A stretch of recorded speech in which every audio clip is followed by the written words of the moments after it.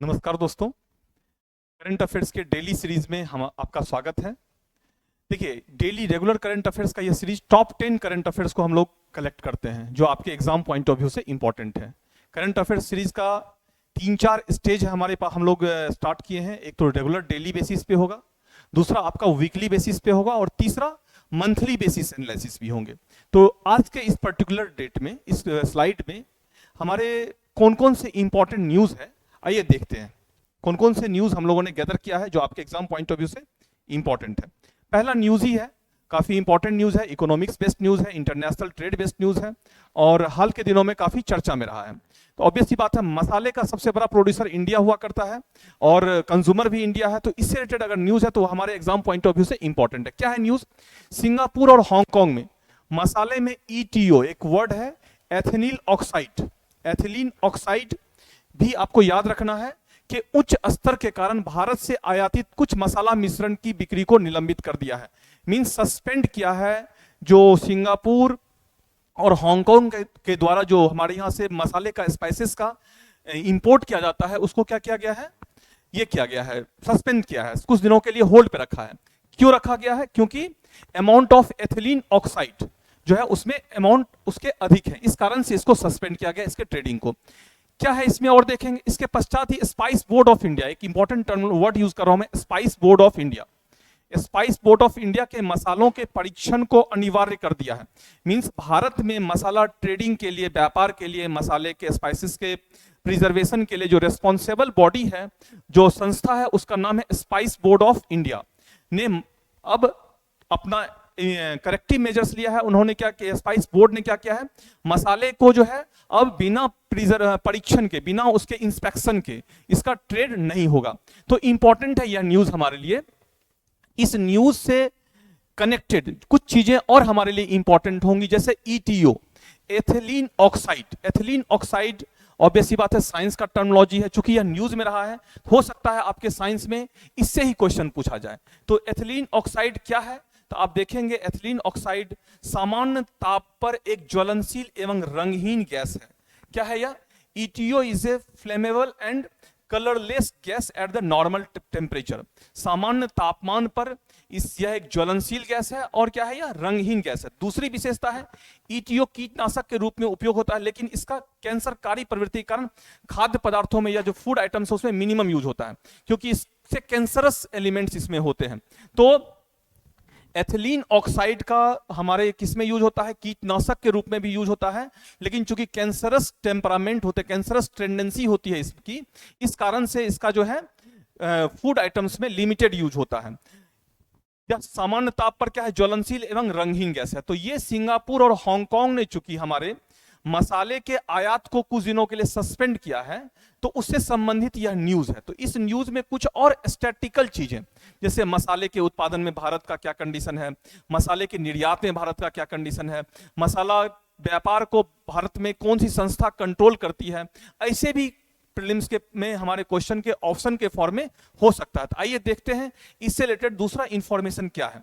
तो आप देखेंगे भारतीय मसाले से संबंधित, भारतीय मसालों का सबसे बड़ा उत्पादक, उपभोक्ता और निर्यातक देश है इंडिया। क्या है? India is the largest producer, consumer and exporter of spices in the world. Bharat सबसे बड़ा विश्व का उत्पादक भी है, उपभोक्ता भी है और निर्यातक देश भी है। फिर दूसरा इंपॉर्टेंट इंफॉर्मेशन, चलते चलते यह भी आपको पता होना चाहिए, मसाला को निर्यात से संबंधित मसाला बोर्ड की स्थापना मसाला बोर्ड अधिनियम 1986 के तहत 1987 में की गई है। मसाले के ट्रेड को लेकर के, मसाले के ट्रेड से रिलेटेड जो रूल और रेगुलेशंस होंगे और बहुत सारी चीजें होंगी, वह किसके द्वारा होंगी? वह मसाला बोर्ड के द्वारा होगी। मसाला बोर्ड एक्ट 1986 में आया है, लेकिन इसका एस्टेब्लिश्ड कहां हुआ? 1987 में आया हुआ है। चलते चलते इस रिलेटेड एक और इंफॉर्मेशन को देखते हैं। इसका जो हेडक्वार्टर है वह कहां है? कोचीन, केरला में। कहां है? कोचीन, केरला में है। तो इंपॉर्टेंट है, क्या क्या चीजें हम लोगों को इस करंट अफेयर्स में इंपॉर्टेंट रहा। सिंगापुर और हांगकांग ने भारतीय मसाले को कुछ दिनों के लिए सस्पेंड किया, उसके आयात को। क्यों? उसका रीजन है एथिलीन ऑक्साइड का की मात्रा, ETO की का अमाउंट क्या होता है वहां पे, अधिक है, जिस कारण से इसको सस्पेंड किया है। उसके बाद अब हमारे लिए ईटीओ से संबंधित इंफॉर्मेशन, साइंस बेस्ड इंफॉर्मेशन, यह भी हमें जानना चाहिए जो मैंने डिस्कस किया। फिर भारत में मसाले के व्यापार के लिए कौन ऑर्गेनाइजेशन रिस्पॉन्सिबल है, यह भी हम लोगों ने डिस्कस किया है। तो इसके लिए मसाला बोर्ड और मसाला बोर्ड का एस्टेब्लिशमेंट कब हुआ है, फैक्चुअल इंफॉर्मेशन बेस्ड क्वेश्चन, यह भी आपको जानना चाहिए। और साथ ही साथ इसका हेडक्वार्टर कहां है और किस स्टेट से यह बिलोंग करता है। ये सारे करंट अफेयर्स हमारे लिए इंपॉर्टेंट है। आइए देखते हैं नेक्स्ट न्यूज क्या कहता है। बहुत इंपॉर्टेंट है, देखिए इकोलॉजी और इन्वायरमेंट और बायोडाइवर्सिटी बेस्ड आने वाले दिनों में न्यूज से क्वेश्चन आने की संभावना बढ़ गई है, क्योंकि जिस तरह से एग्जाम का पैटर्न चेंज हो रहा है उसमें देखेंगे आने वाले दिनों में इकोलॉजी इन्वायरमेंट से क्वेश्चन के नंबर्स क्या होंगे, बढ़ेंगे, और खास करके करंट अफेयर्स से संबंधित चीजों को। दूसरा, यह एक ऑर्गेनिज्म है और इसका नाम चंद्रयान के नाम पे रखा गया है। जो हमारा मून मिशन चला था उस मून मिशन 3 के नाम पर इस ऑर्गेनिज्म का नाम रखा गया है, जिस कारण से यह हमारे एग्जाम पॉइंट ऑफ व्यू से और इंपॉर्टेंट हो गया है। तो दो कारण है हमारे इस न्यूज को कवर करने का। पहला है, चूंकि यह न्यूज जो है यह इकोलॉजी से जुड़ा हुआ है, तो इकोलॉजी के एग्जाम में जो क्वेश्चंस होंगे आने वाले दिनों में बढ़ेंगे, क्योंकि जिस तरह से एग्जाम का पैटर्न चेंज हो रहा है। दूसरा, चूंकि यह एक ऑर्गेनिज्म है, एक स्पीसीज है जिसकी मैं बात करने जा रहा हूं अभी, और इसका नाम मून मिशन, चंद्रयान मिशन 3 के नाम पे रखा गया है, इसलिए भी यह हमारे लिए इंपॉर्टेंट है, क्योंकि बच्चे इसमें कंफ्यूज करेंगे चंद्रयान मिशन के नाम पे इसका नाम कैसे हो सकता है। तो आइए देखते हैं क्या है न्यूज। यह तमिलनाडु के दक्षिणी पूर्वी तट से समुद्री टार्डीग्रेड के एक नए प्रजाति को खोजा गया है और इसका नाम चंद्रयान 3 मिशन के नाम पर बैटिलिप्स चंद्रयानी रखा गया है। क्या नाम रखा गया है, बैटिलिप्स चंद्रयानी, और इसका आधार क्या है, चंद्रयान मिशन 3 है। और कौन सा जीव है, टार्डीग्रेड ऑर्गेनिजम्स है, और यह कहां मिला है, तमिलनाडु के सदर्न कोस्टल एरिया में। तमिलनाडु के दक्षिणी तट को आप देखेंगे तो वह रिच बायोडाइवर्सिटी का एरिया है, वहीं पे आपको गल्फ ऑफ मन्नार का क्षेत्र भी दिखेगा जो कि जैव विविधता की दृष्टिकोण से महत्वपूर्ण क्षेत्र है। फिर देखेंगे यह भारतीय जल क्षेत्र में वैज्ञानिक रूप से वर्णित तीसरी समुद्री टार्डीग्रेड प्रजाति है। टार्डीग्रेड होता क्या है, टार्डीग्रेड का स्ट्रक्चर कुछ इस तरह से देखेंगे होता है। यह क्या होता है, एक स्थूल खंड वाला शरीर और चिपटे सिर वाले नियर माइक्रोस्कोपिक जलीय जीव है। वो ये जो है एक्वेटिक एनिमल्स है, इन्हें जलीय भालू के नाम से भी जाना जाता है। ये इंपॉर्टेंट टर्मिनोलॉजी है, इसको ध्यान रखिएगा। इसको क्या कहता है, जलीय भालू, जो एक्वेटिक बियर्स के नाम से भी इसको क्या कहता है, जाना जाता है। ये सबसे कठोर जीव है, ये इंपॉर्टेंट है। यह क्या है, हार्डिएस्ट क्रिएचर्स, सबसे कठोर जीवों में से एक है, सबसे कठोर जीवों में से है। दूसरे शब्दों में चरम परिस्थिति में भी यह जीवित रह सकता है। चरम परिस्थिति कहने का सेंस है जब एक्सट्रीमिटीज ऑफ क्लाइमेट होगा तो उस कंडीशन में भी यह अपने आप को क्या कर सकता है, सरवाइव कर सकता है। तो 3-4 इंफॉर्मेशन इंपॉर्टेंट है। ये टार्डीग्रेड कहां मिला है, सदर्न कोस्ट ऑफ तमिलनाडु, जो कि रिच बायोडाइवर्सिटी का ऑलरेडी एरिया है। इसका नाम क्या रखा गया, बैटिलिप्स चंद्रयानी, जिसका आधार है चंद्रयान मिशन 3। फिर तीसरा इंपॉर्टेंट इंफॉर्मेशन है, यह जो है इसको जलीय भालू एक्वेटिक बियर्स के नाम से जाना जाता है। और यह क्या है, यह हार्डिएस्ट क्रिएचर्स के रूप में भी है, जो एडवर्स कंडीशन में भी अपने आप को सरवाइव करता है। ये सारे इंफॉर्मेशन हमारे एग्जाम पॉइंट ऑफ व्यू से क्या है, इंपॉर्टेंट है। तो इकोलॉजी इन्वायरमेंट, पहला न्यूज हमारा इकोनॉमिक्स बेस्ड था। इकोनॉमिक्स में हम लोगों ने कवर किया था मसाले के ट्रेड से रिलेटेड चीजों को, जिसमें उसके और उस ट्रेड में उसके आसपास के जो डायमेंशन थे, जो स्टैटिकल नॉलेज था, जैसे मसाला बोर्ड और उसके हेडक्वार्टर्स कब एस्टेब्लिशमेंट हुआ, कभी कभी ऑप्शन में एक ऑप्शन यह हो सकता था। फिर उसके बाद दूसरा हमने इकोलॉजी और इन्वायरमेंट के न्यूज को कवर किया है।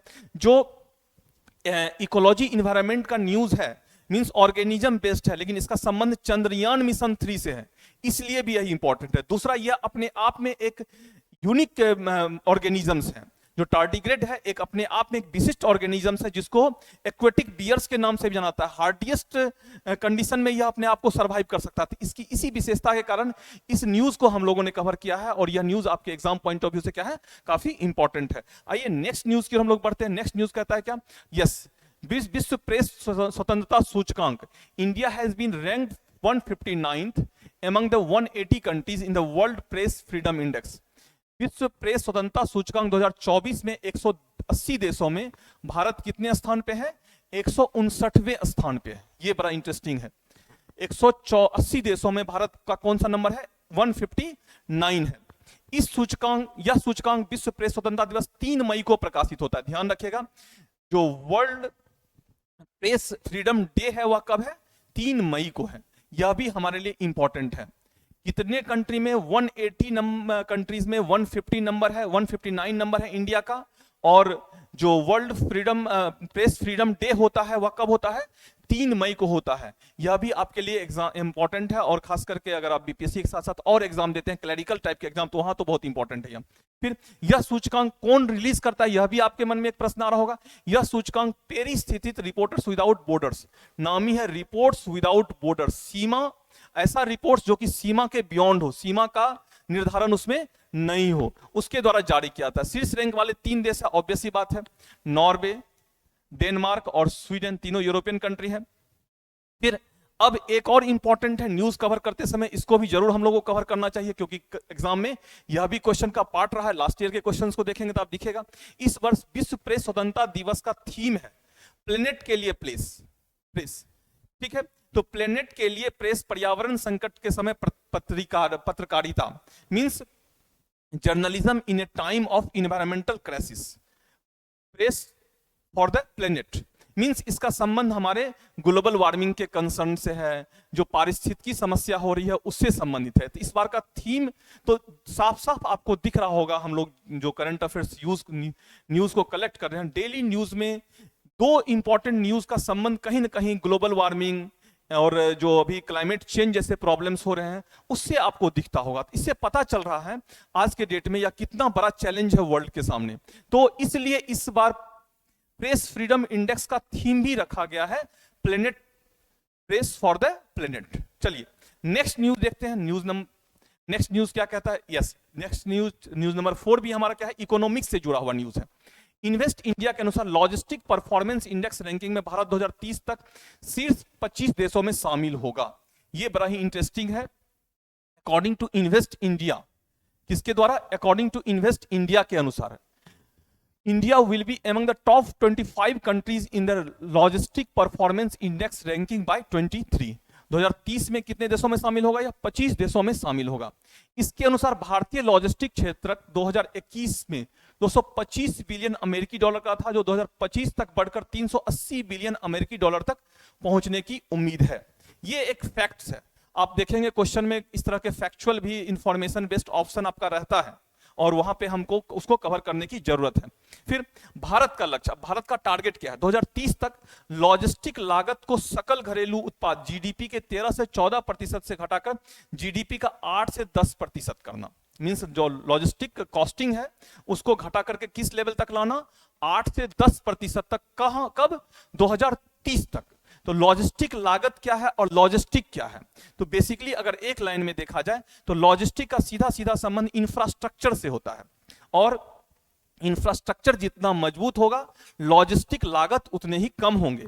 इसी से रिलेटेड एक टर्मिनोलॉजी, चूंकि यह जो न्यूज था यह प्रीलिम्स के लिए भी और मेंस में भी हमें इस न्यूज को गैदर करना है during the mains answer writing. Bharat किस तरह से ईज डूइंग बिजनेस के दिशा में काम कर रहा है, या इंडस्ट्रियल डेवलपमेंट, औद्योगिक इंडस्ट्रियल इन्वायरमेंटल डेवलपमेंट के लिए भारत सरकार की क्या रणनीति है, उसमें यह एक पॉइंट के रूप में यूज हो सकता है। तो लॉजिस्टिक के बारे में समझते हैं तो उससे पहले हमें इंफ्रास्ट्रक्चर के बारे में समझना होगा। लॉजिस्टिक का सीधा संबंध हमारे आधारभूत संरचना से, और आधारभूत संरचना से ही इकोनॉमिक्स का एक टर्मिनोलॉजी निकल के आता है which is ICOR, incremental capital output ratio. Logistic का मामला इससे भी जुड़ा हुआ है। इंक्रीमेंटल कैपिटल आउटपुट रेशियो का सीधा सीधा अर्थ होता है एक इकाई, एक एक्स्ट्रा यूनिट जो कैपिटल हम इन्वेस्ट करते हैं उससे कितना एक्स्ट्रा यूनिट हमारा प्रोडक्शन बढ़ता है, यही ICOR है। तो ICOR completely depend upon infrastructure. Obvious सी बात है, जहां पे इंफ्रास्ट्रक्चर मजबूत है वहां पे कम इन्वेस्ट में ही हम अधिक आउटपुट ले सकते हैं, अधिक प्रॉफिट ले सकते हैं। तो लॉजिस्टिक का भी संबंध किससे? इंफ्रास्ट्रक्चर से है। और लॉजिस्टिक में, इंफ्रास्ट्रक्चर में विशेष करके किससे? वेयर हाउसिंग सिस्टम जो होता है, जहां पे हम लोग प्रोडक्ट को क्या करते हैं? वेयर हाउस करते हैं, जमा करते हैं। सप्लाई चेन मैनेजमेंट सिस्टम होता है, ये सब लॉजिस्टिक के पार्ट होते हैं। तो अब लॉजिस्टिक के इस डायमेंशन को इस फिगर के माध्यम से आप समझ सकते हैं। Supply chain service delivery, logistic performance index के ये सब पैरामीटर्स हैं। कस्टम्स हैं, जो कस्टम्स मींस बंदरगाह जहां से ट्रेड होगा। इंफ्रास्ट्रक्चर मैंने जो बोला है, आधारभूत संरचना। सर्विस क्वालिटी ऑफ सर्विस क्या होंगी। Tracking and tracing of product, जो जीपीएस सिस्टम वगैरह यूज होता है, यह भी लॉजिस्टिक का पार्ट होता है। इंटरनेशनल शिपमेंट्स और टाइमलाइंस, एक लिमिटेड टाइम फ्रेम में क्या क्या होता है, सप्लाई सुनिश्चित की जाती है। तो ये सारे पार्ट है हमारे लॉजिस्टिक के। तो ये आपके मेंस पॉइंट ऑफ व्यू से क्या है, इंपॉर्टेंट है। आइए देखते हैं नेक्स्ट न्यूज क्या कहता है। 3 मई 2024 को अंतरराष्ट्रीय सूर्य दिवस के मौके पर भारत सरकार के नवीन और नवकरणीय ऊर्जा मंत्रालय द्वारा नई दिल्ली के जवाहरलाल नेहरू स्टेडियम में रन फॉर सन मैराथन का आयोजन किया गया। एग्जैक्टली देखिए, यह भी renewable energy, clean energy, environment से जुड़ा हुआ मामला। तो न्यूज देख रहे हैं, जितने भी इनिशिएटिव्स लिए जा रहे हैं आइदर वर्ल्ड वाइड या नेशन वाइड भारत सरकार के द्वारा, उसमें मैक्सिमम पार्ट देखेंगे क्लीन एनर्जी और इन्वायरमेंटल कंसर्न जरूर जुड़ा हुआ है। तो 3 मई 2024 को अंतरराष्ट्रीय सूर्य दिवस, तो इंपॉर्टेंट है। इंटरनेशनल सन डे कब होता है, तो यह भी हमारे लिए इंपॉर्टेंट होगा। कब होता है, 3 मई 2024। और उस दिन क्या हुआ है, रिन्यूएबल एनर्जी मिनिस्ट्री के द्वारा नई दिल्ली के Jawaharlal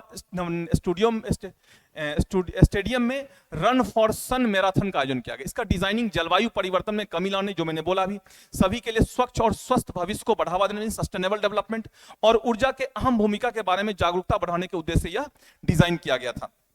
It is a design to raise the awareness of the vital role solar energy plays in mitigating the climate change and promoting a cleaner and healthier future for all. Means सीधा सीधा मामला किससे जुड़ा हुआ है, सस्टेनेबल डेवलपमेंट से टिकाऊ विकास की दिशा में उठाए गए एक कदम के रूप में, एक एग्जाम्पल के रूप में मेंस आंसर राइटिंग में भी इसको आप क्या कर सकते हैं, यूज कर सकते हैं। आइए देखते हैं नेक्स्ट न्यूज क्या कहता है। 11 ऑस्कर अवार्ड जीतने वाली 2 फिल्में, टाइटैनिक तो एक ऐसा जहाज था जो हमेशा से न्यूज में रहा और हमेशा से क्वेश्चन का पार्ट, इस लास्ट ईयर भी देखेंगे टाइटैनिक क्वेश्चन का पार्ट बना था, जो सबमरीन इसको एक्सप्लोर करने के लिए गया था। तो टाइटैनिक हमेशा से ही विवादास्पद रहा है और हमेशा से क्वेश्चन का पार्ट रहा है। तो फिर से एक बार न्यूज में आ गया, टाइटैनिक और the Lord of the rings, दोनों में एक्ट करने वाले, अभिनय करने वाले एकमात्र अभिनेता बर्नार्ड हिल जो है एकमात्र अभिनेता है जो 11th ऑस्कर अवार्डेड 2 मूवी में काम किया है, उनकी डेथ हो गई है। तो यह हमारे पर्सनैलिटी पॉइंट ऑफ व्यू से, जो इंपॉर्टेंट पर्सनैलिटी होते हैं वहां से भी हमारे लिए यह इंपॉर्टेंट है, यहां से एक क्वेश्चन हमारा पूछा जा सकता है। फिर 7 नंबर क्वेश्चन, 7 नंबर न्यूज क्या कहता है, गाजा संकट को कवर करने वाले फिलिस्तीनी पत्रकारों को, इंपॉर्टेंट है किसको, फिलिस्तीनियन जर्नलिस्ट को 2024 का यूनेस्को का गिलिमो कैनो वर्ल्ड प्रेस फ्रीडम पुरस्कार दिया गया। कौन सा पुरस्कार दिया गया है, गिलिमो कैनो वर्ल्ड प्रेस फ्रीडम पुरस्कार। क्यों, क्योंकि बहुत ही एडवर्स कंडीशन में, बहुत खतरों में रह करके वह क्या करते थे, न्यूज को कवर कर रहे थे। यह इंपॉर्टेंट न्यूज था। नेक्स्ट न्यूज हम लोग देखते हैं, असम के वन्य जीव विज्ञानी डॉक्टर पूर्णिमा देवी बर्मन को लुप्तप्राय पक्षी, इंग्लिश में भी देखते हैं, Assam wild life biologist doctor Purnima Devi Barman has been honoured with the prestigious Whitley Gold Award. कौन सा अवार्ड, व्हिटली गोल्ड अवार्ड, जो प्रतिष्ठित व्हिटली गोल्ड अवार्ड है, उससे यह अवार्डेड की हुई है। कौन, पूर्णिमा देवी, जो कहां की है, यह असम की है। और यह किसके लिए काम कर रही है, जो इंडेंजर्ड स्पीसीज है, जो एक्सटिंक्ट स्पीसीज है, लुप्तप्राय पक्षी है, ग्रेटर एजुटेंटेंट स्टॉर्क के संरक्षण की दिशा में इन्होंने काम किया है, इसलिए यह अवार्ड इनको मिला है। और यह जो है, इसको असमी भाषा में, स्थानीय भाषा में इस पक्षी को क्या कहता है, हरगिला कहा जाता है।